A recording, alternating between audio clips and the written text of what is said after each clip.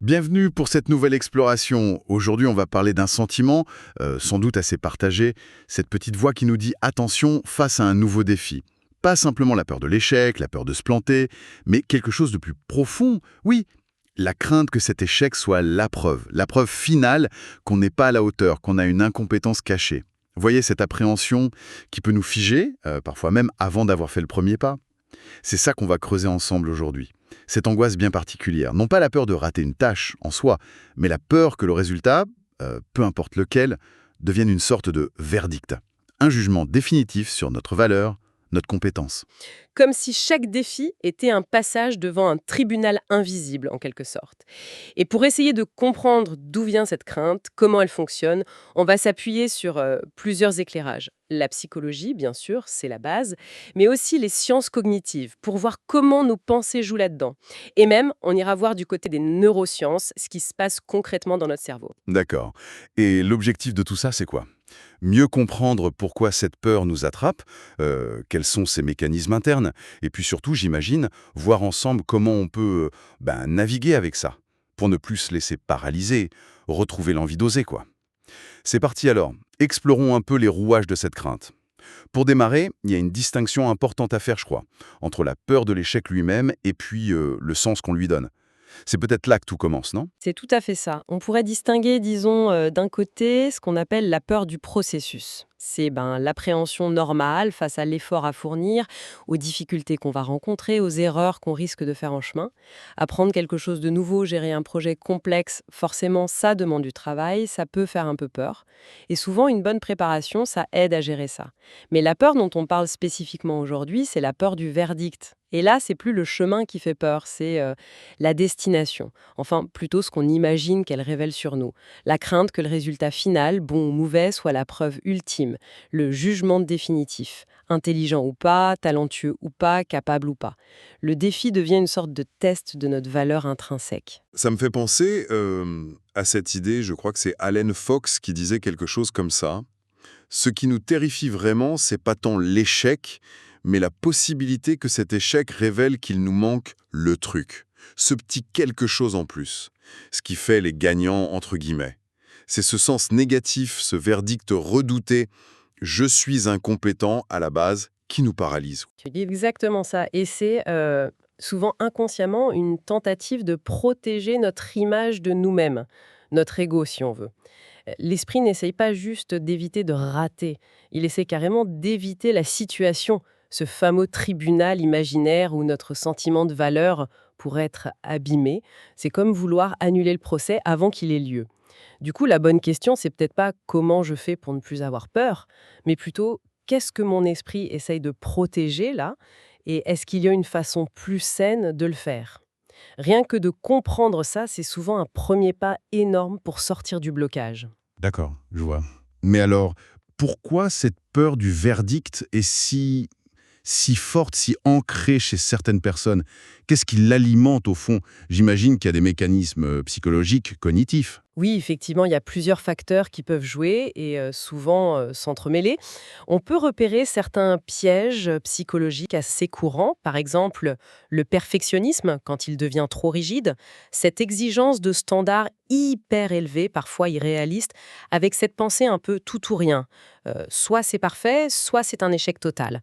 La moindre petite imperfection est vécue comme une catastrophe. Et si seule la perfection est acceptable, forcément, chaque nouveau défi devient une source d'angoisse énorme, parce que le risque de faillir, même un peu, est constant. Et on finit par lier toute sa valeur personnelle à cette performance parfaite. Je vois très bien. Et ça mène facilement à l'évitement, j'imagine, pour ne pas risquer l'imperfection. Il y a un autre mécanisme un peu étrange dont on entend parler parfois. L'auto-handicap. Se mettre soi-même des bâtons dans les roues. Ça paraît bizarre, non? Oui, ça peut sembler contre-intuitif, mais la logique derrière est assez fine en fait, même si c'est contre-productif au final. L'idée, c'est de se créer ou d'invoquer une excuse avant l'épreuve. Le grand classique. Ah, mais j'ai pas eu le temps de réviser ou oh là là, je suis crevé aujourd'hui. Pourquoi faire ça? Pour contrôler l'interprétation du résultat qui va suivre. Si on échoue, c'est pas grave. Ce n'est pas à cause d'un manque de capacité fondamentale. J'avais pas révisé, c'est normal. L'image de soi est préservée. Et si on réussit, ah, c'est encore mieux. J'ai réussi malgré le manque de préparation, la fatigue, donc en fait, je suis super brillant. C'est une stratégie pour ne jamais affronter le verdict direct sur sa compétence réelle. Malin, mais ça empêche de savoir ce qu'on vaut vraiment et surtout de progresser. C'est subtil comme stratégie de défense, effectivement. Et puis il y a ce fameux syndrome de l'imposteur. Ce sentiment tenace de ne pas être légitime, de ne pas mériter ses succès, de croire qu'on est une fraude et qu'on va bientôt être démasqué. Ça doit jouer un rôle énorme là-dedans aussi. Ah oui, en plein dedans. Pour la personne qui vit ça, chaque succès, loin de rassurer, augmente la pression. Ouf, cette fois c'est passé. Mais la prochaine fois, c'est sûr, ils vont voir que je suis nulle. Chaque réussite renforce la peur du verdict suivant. Ça peut mener à deux choses. Soit une surcharge de travail énorme, anxieuse, pour essayer de compenser cette supposée incompétence, soit au contraire à fuir les nouvelles opportunités, les responsabilités, de peur d'être exposé. C'est un cercle vicieux épuisant. Ces pièges psychologiques éclairent bien des choses. Mais est-ce que ça ne remonte pas aussi à notre façon plus fondamentale de voir nos capacités? Une sorte de programmation mentale. Tout à fait. On touche là à nos croyances profondes sur l'intelligence, le talent. C'est le cœur des travaux de Carol Dweck, notamment, avec sa théorie des états d'esprit, les mindsets. Elle montre qu'il y a une différence fondamentale entre croire que nos capacités sont fixes, qu'elles sont innées, gravées dans le marbre, c'est l'état d'esprit fixe, et croire qu'elles peuvent se développer avec l'effort, l'apprentissage, la persévérance, ça c'est l'état d'esprit de croissance. Et j'imagine que si on est convaincu que tout est fixé d'avance, Eh bien, chaque défi devient un test. Un test pour révéler si on a ou si on n'a pas la capacité en question. Et là, l'échec devient la preuve terrible d'une limitation définitive, immuable. C'est la porte grande ouverte à la peur du verdict. Alors que si on croit au développement, l'échec change de statut. Ce n'est plus un jugement sur soi, c'est une information, un retour d'expérience, un signal qui dit « Ok, cette approche n'a pas marché, essaye autre chose, apprends ». Ça change radicalement la perspective. oui, ça me parle beaucoup ça. Et quitte de la confiance en soi, plus précisément, cette croyance qu'on est capable de réussir une tâche donnée, ce qu'on appelle l'auto-efficacité, c'est ça? L'auto-efficacité, oui. C'est un concept clé d'Albert Bandura. C'est notre conviction intime qu'on peut y arriver dans une situation précise. Et là aussi, un cercle vicieux peut s'installer très vite. Si on a une faible auto-efficacité de départ, de toute façon je vais me planter, on va avoir tendance à éviter la situation. Logique, sauf qu'en l'évitant, on se prive de l'opportunité de réussir, même un tout petit peu. Or, ce sont justement ces petites réussites accumulées, ce que Bandura appelle les expériences de maîtrise, qui construisent et renforcent l'auto-efficacité. Sans ces expériences, la croyance initiale «je ne peux pas» se renforce, et donc on évite encore plus. C'est une prophétie autoréalisatrice. On finit par être persuadé de son incapacité, simplement parce qu'on n'a jamais vraiment osé essayer et accumuler les preuves du contraire. Tout ça, ça se joue beaucoup dans nos pensées, nos croyances, mais est-ce que cette peur a aussi une base plus physique? Est-ce qu'il se passe quelque chose dans notre cerveau? Absolument. Ce n'est pas juste dans la tête, comme on dit parfois. Pour simplifier, notre cerveau a un système d'alarme très rapide, l'amygdale. Elle détecte les menaces potentielles et déclenche la réaction de peur ou d'anxiété. Et puis, on a un centre de contrôle, plus lent, plus réfléchi, le cortex préfrontal. Lui, son rôle, c'est d'analyser la situation et de calmer l'amygdale si la menace n'est pas réelle ou si elle est gérable. Quand la peur du verdict devient chronique, c'est un peu comme si l'alarme, l'amygdale, était devenue hypersensible et que le centre de contrôle, le cortex préfrontal, avait du mal à reprendre la main, à réguler. Le cerveau reste en quelque sorte bloqué en mode détection de danger. Et il y a cette idée que je trouve vraiment fascinante de douleur sociale. Ça veut dire quoi exactement? Oui, c'est un point essentiel pour comprendre pourquoi cette peur peut être si intense, si viscérale. Des études, notamment en imagerie cérébrale, IRMF, ont montré quelque chose d'assez stupéfiant. Le rejet social, l'exclusion, le fait d'être évalué négativement par les autres, ça active des zones dans notre cerveau qui sont très similaires, voire parfois les mêmes, que celles activées par la douleur physique, comme une brûlure ou un coup. Il y a une raison évolutive à ça. Pour nos ancêtres, être rejeté du groupe, c'était une menace de mort quasi certaine. Donc notre cerveau est câblé pour traiter le menace sociale comme être jugé incompétent et potentiellement rejeté, avec la même urgence, la même sensation de danger et de douleur qu'une menace physique. Ça explique pourquoi la peur d'être prouvé incapable n'est pas juste une petite inquiétude intellectuelle. Elle est profondément ancrée dans notre biologie, liée à cette peur fondamentale de l'exclusion et à la douleur cérébrale qui peut y être associée. D'accord. Là, on comprend mieux la complexité du truc. Le perfectionnisme, l'auto-handicap, l'état d'esprit fixe, le manque de confiance et même cette réaction quasi physique du cerveau avec la douleur sociale. Ça fait beaucoup de choses en même temps, hein.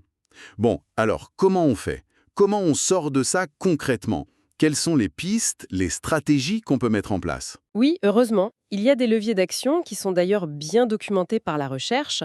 On peut agir à différents niveaux. D'abord sur nos pensées elles-mêmes. Une des clés, c'est de cultiver activement cet état d'esprit de croissance dont on parlait. Ce n'est pas juste une idée abstraite, ça demande des actions concrètes au quotidien. Ça commence par apprendre à repérer cette petite voix intérieure qui juge et qui fige. La voix du fixed mindset. Je suis nul, je n'y arriverai jamais, si j'échoue, c'est la preuve que je suis incapable. Une fois qu'on l'a repérée, l'étape suivante, c'est de la reformuler consciemment. Transformer un je ne peux pas en je ne sais pas encore faire ça. Un c'est trop difficile en c'est difficile pour l'instant, mais je peux apprendre. Et surtout, déplacer son attention. Au lieu d'être obsédé par le résultat final, succès ou échec, se concentrer sur le processus. Qu'est-ce que j'apprends en essayant? Quels efforts je fournis? Voir les difficultés non pas comme des preuves d'incapacité, mais comme des informations pour progresser. Ancrées, très automatiques.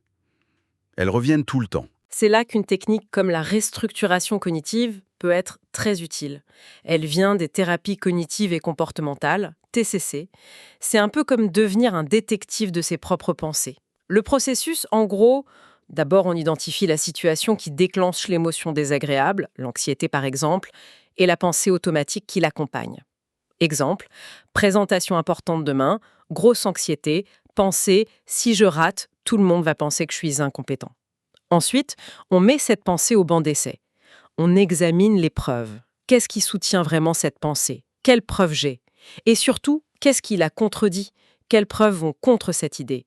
Exemple, j'ai déjà été stressée, mais ça s'est bien passé, je me suis bien préparée, même si je bafouille un peu, est-ce que ça veut vraiment dire que je suis incompétent dans l'absolu? Et enfin, fort de cet examen, on essaye de formuler une pensée alternative, plus équilibrée, plus réaliste. Exemple, la qualité de cette présentation ne définit pas toute ma compétence. Même si ce n'est pas parfait, ce sera une expérience et j'apprendrai pour la prochaine fois.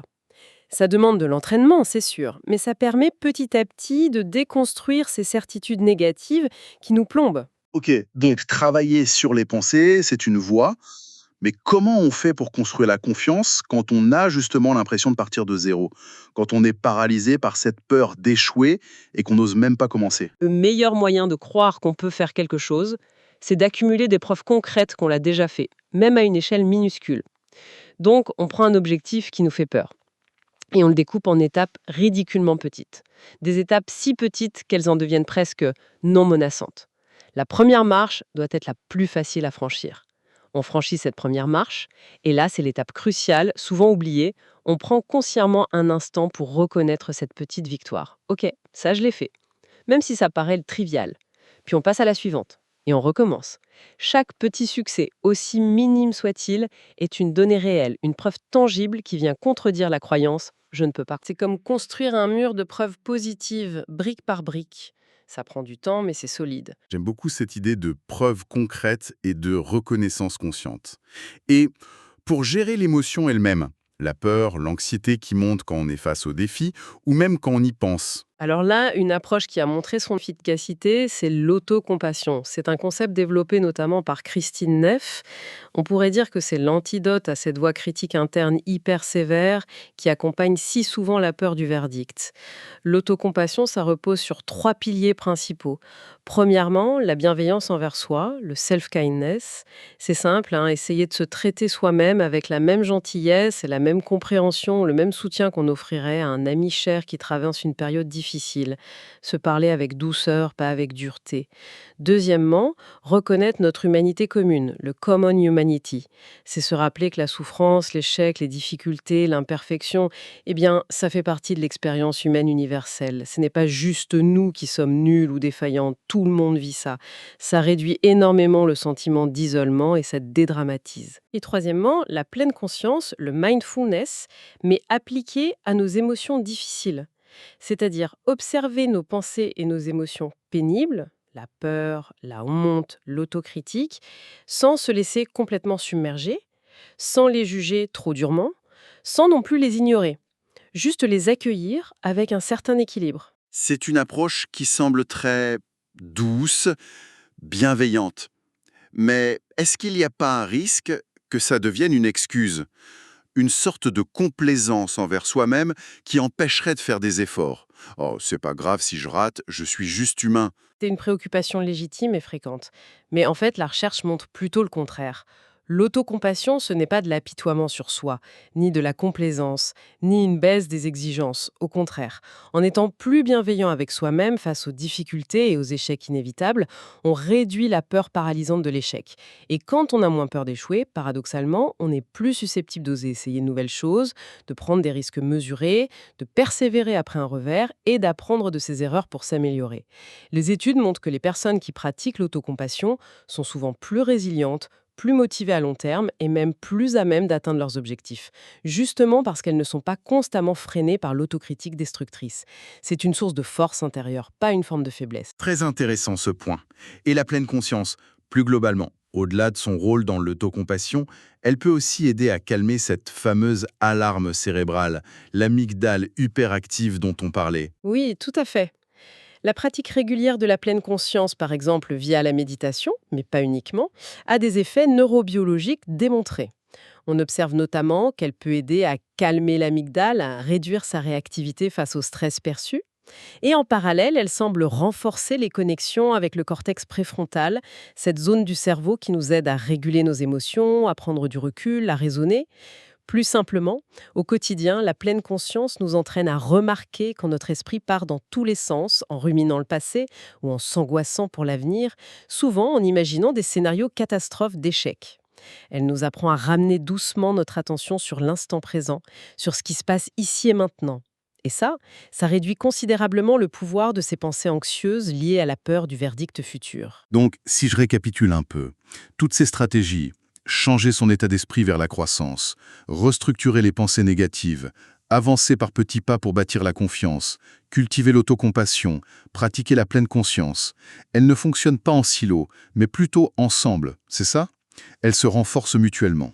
Par exemple, la pleine conscience crée l'espace mental nécessaire pour pouvoir observer ses pensées automatiques et ensuite les restructurer plus calmement. L'état d'esprit de croissance donne le courage et la motivation de continuer la méthode des petits pas, même quand on rencontre un obstacle, parce qu'on le voit comme une occasion d'apprendre. Et l'autocompassion, elle, nous soutient émotionnellement tout au long de ce processus, qui demande des efforts et on va forcément rencontrer des difficultés. Elle nous aide à ne pas nous décourager à la première erreur. C'est vraiment l'intégration de ces différentes approches qui permet de démanteler progressivement le système de la peur du verdict. On voit bien l'enchaînement finalement.